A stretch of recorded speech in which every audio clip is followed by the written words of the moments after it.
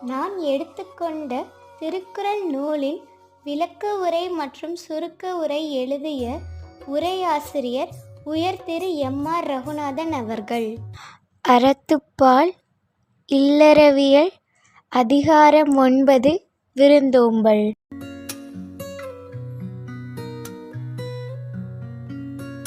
குறள் 90. மோப்பக்குழையும் அனிச்ச முகம் திரிந்து நோக்கக்குழையும் விருந்து. அனிச்சப்பூ நுகர்ந்து பார்த்தால் வாடிவிடும்.